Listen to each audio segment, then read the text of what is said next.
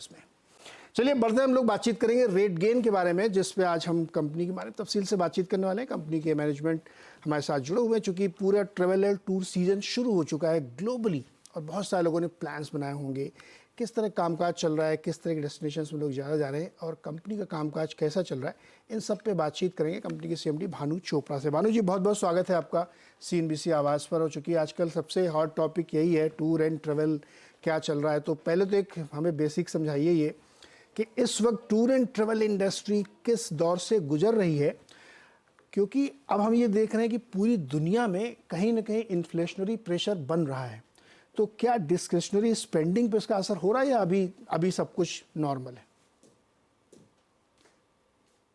तो आपने जैसे बात की जो अभी अयोध्या में भी इनॉग्रेशन थी, और वैसे भी अगर हम देखें जो हमारा डेटा हमें बताता है कि जो पिलग्रिमेज है वो साइट्स वहाँ पे टूरिज्म ज़्यादा है, बल्कि गोवा से भी ज़्यादा है।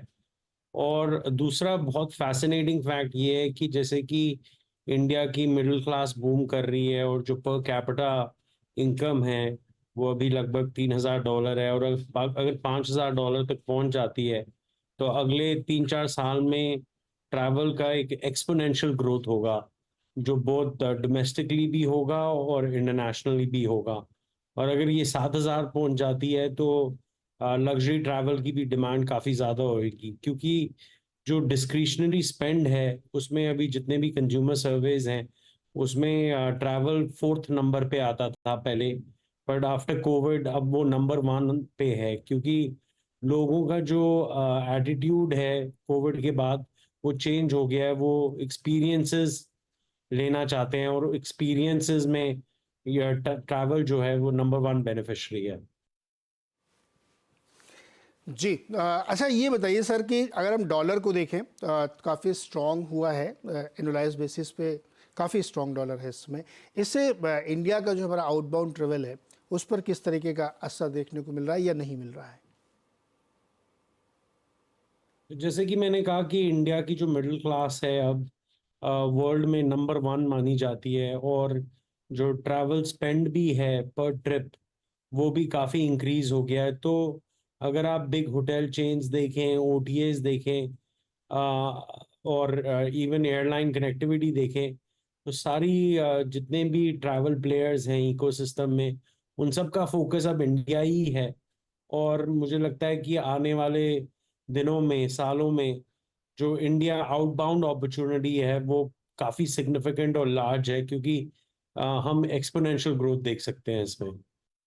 भानु जी, एक चीज़ हम लोग देख रहे हैं कि यूएस में खास तौर पे बहुत ज़्यादा क्रेडिट कार्ड से जो डेट लेते हैं लोग, उसकी डिलिक्वेंसीज बहुत बढ़ी हैं और बहुत सारे एक्सपर्ट ये कह रहे हैं कि जो ग्रोथ हम लोग देख रहे हैं वो अनइवन है, कंज्यूमर स्पेंडिंग में उसका असर अब देखने को मिल रहा है। तो इसका असर क्या ट्रेवल बिजनेस पे इम्पैक्ट हो रहा है क्या? आप किस तरह से इसको देख रहे हैं? आपने बिल्कुल सही कहा, हमारा ऑलमोस्ट 60% बिजनेस यूएस से आता है। बट जो हम देख रहे हैं ट्रेंड्स अभी तक, ट्रैवल जो डिमांड है वो काफ़ी रोबस्ट है, डोमेस्टिकली भी यूएस में और इंटरनेशनली भी। इनफैक्ट जो क्रॉस बॉर्डर ट्रिप्स हैं उनमें ऑलमोस्ट 20% की ग्रोथ है। तो अभी तो जो भी हम नंबर्स देख रहे हैं और जो हमारी भी ऑर्डर बुक है ऑलमोस्ट 2.3x है ऑफ लास्ट ईयर। और अगर आप हमारी ग्रोथ भी देखें 80% से ऊपर है, और अब हम ऑलमोस्ट 1,000 करोड़ ARR पे हैं। तो हमें अभी तो कोई ऐसे वीकनेस के साइंस नहीं दिख रहे हैं, बल्कि ट्रैवल काफ़ी रोबस्ट है और डिमांड भी काफ़ी रोबस्ट है। तो इस कॉन्टेक्स्ट को और हम ले, और चूंकि Q4 पूरा खत्म हो चुका है, हम लोग नए सीज़न में, नए फाइनेंशियल ईयर के पहले क्वार्टर में हैं, एक मोटा अंदाज़ा लें। आई एग्री कि रिजल्ट से पहले बहुत नंबर से बात नहीं होगी, लेकिन फिर भी अगर एक मोटा अंदाज़ा लेना चाहें कि Q4 कैसा शेपअप हुआ आपके लिए, वो बताएंगे और उसमें किस तरह की टेलविंड्स आपने देखी? हाँ, तो हमारे जो रिजल्ट्स हैं वो मई में निकलेंगे। तो जैसे कि आप जानते हैं कि अभी मैं उसके बारे में ज़्यादा नहीं बोल सकूंगा, बट अगर आप हमारी 9 मंथ्स परफॉर्मेंस देखेंगे तो 80% ग्रोथ है। जो मार्जिन्स भी हैं वो काफ़ी अच्छे से एक्सपैंड हुए हैं। हम लगभग 15% पे थे last year, now almost touching 20% margins, operating margins. तो अ, मेरे को लगता है कि मैं यही कहूँगा कि जो हमने अभी तक स्ट्रॉन्ग परफॉर्मेंस देखी है वो हम आगे भी देखेंगे। आप आपके इस जवाब से मैं क्या ये समझ सकता हूँ कि आपने कहा था कि second half of any financial year आपका बहुत ही स्ट्रॉन्ग रहता है H1 के कंपैरिजन में, और H1 वाज 35%, तो उससे बेटर रहेगा। तो मैं जैसे कि मैंने कहा कि अब हमारे रिजल्ट्स अराउंड द कॉर्नर हैं, तो मैं ज़्यादा डिटेल्स नहीं देख पाऊँगा, बट मैं इतना ही कहूँगा कि हम काफ़ी स्ट्रॉन्ग ऑर्डर विन्स देख रहे हैं और across our different divisions, dash distribution और मार्टेक में काफ़ी सिग्निफिकेंट ग्रोथ देख रहे हैं।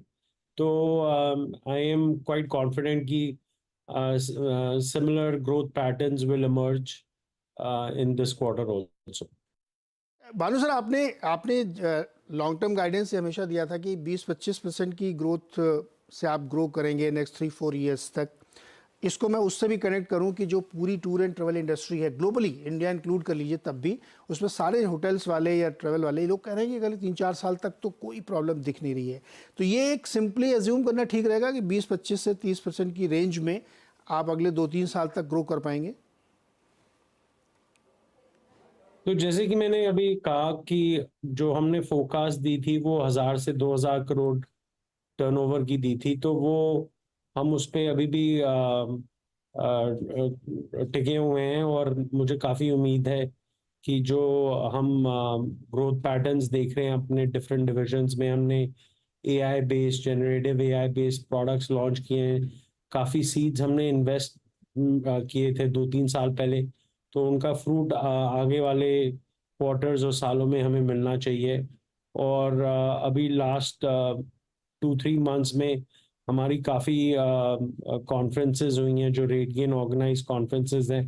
तो हम काफ़ी ओवरऑल मार्केट सेंटिमेंट में बुलिशनेस देख रहे हैं और जो हम नए प्रोडक्ट्स ला रहे हैं उसमें भी काफ़ी ट्रैक्शन देख रहे हैं। तो जो वो हमने फोरकास्ट दी है हम उस पर टिके हुए हैं। भानु जी, कॉन्ट्रैक्ट्स किस तरीके के आपने हासिल किए हैं? मैं एग्जैक्ट डिटेल्स तो नहीं दे पाऊंगा, पर मैं यही कहूंगा कि जो हमने मोमेंटम रखा है वही मोमेंटम हमें आगे भी दिख रहा है। और ये क्वार्टर में भी इनफैक्ट हमारी जो विन्स हैं वो लास्ट क्वार्टर से स्ट्रॉन्गर है। मानो जी, एक आपने एक बार जिक्र किया था कि आप एक ऐसा प्लेटफॉर्म या इंजन डेवलप करेंगे जो रेवेन्यू मैक्सिमाइजेशन में काम आएगा, क्योंकि उससे सीमलेस होंगी चीज़ें और इंटीग्रेट करेंगे आप सारी चीज़ों को, तो कॉस्ट ऑप्टिमाइजेशन हो जाएगा। उस पर क्या प्रोग्रेस है अब तक?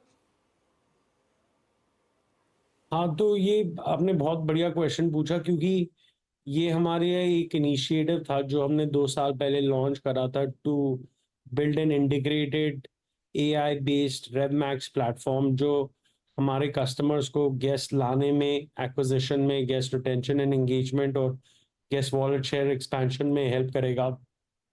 तो ये प्रोडक्ट जो है ये लगभग हमने अक्टूबर नवंबर में 2 साल की इन्वेस्टमेंट थी उस पे बिल्ड किया और लॉन्च किया। तो मुझे काफ़ी खुशी हो रही है आपसे ये शेयर करके कि हमें काफ़ी इनिशियली बहुत अच्छी ट्रैक्शन मिल रही है और जो सेल्स नंबर्स हैं वो मंथ ओवर मंथ काफ़ी बढ़ रहे हैं।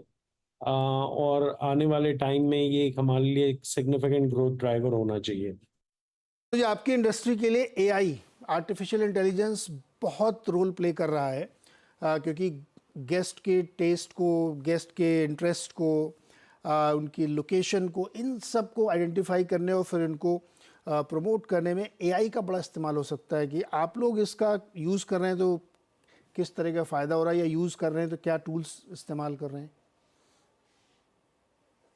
सो जो जेन एआई के यूज केसेस हैं वो दो हैं हमारी कंपनी में। एक तो हम जो हमारा सेल्स एंड मार्केटिंग एफर्ट्स हैं, हम काफ़ी जेन एआई टूल्स यूज़ कर रहे हैं, जिससे जो हमारी पर्सनलाइजेशन है और सेल्स पिचेस हैं वो बहुत रिफाइन हो जाएं और उसका हमें अच्छा रिटर्न भी मिल रहा है। और दूसरा उसका यूज केस है जो हम प्रोडक्ट्स लॉन्च कर रहे हैं। तो हमारा एक प्रोडक्ट है रेवी आई, जो डायनामिक प्राइसिंग करता है कार रेंटल के लिए। तो उसमें हम ये एआई और जेन एआई यूज़ कर रहे हैं टू डू डायनामिक प्राइसिंग। दूसरी, हम सोशल मॉनिटरिंग भी करते हैं ऑन बिहाफ ऑफ होटल्स। तो जो रिस्पॉन्सेज हैं और जो कंटेंट क्रिएशन है वो भी जेन एआई से हो रहा है। और तीसरा, जो हम एनालिटिक्स और उस पर रिपोर्ट्स बना रहे हैं वो भी जेन एआई के थ्रू कर रहे हैं। तो हमारा डेटा एनालिटिक्स का जो बिजनेस है उसमें हमें काफ़ी पोटेंशियल दिखता है और वहाँ पे हमने काफ़ी इनिशिएटिव्स लिए हैं।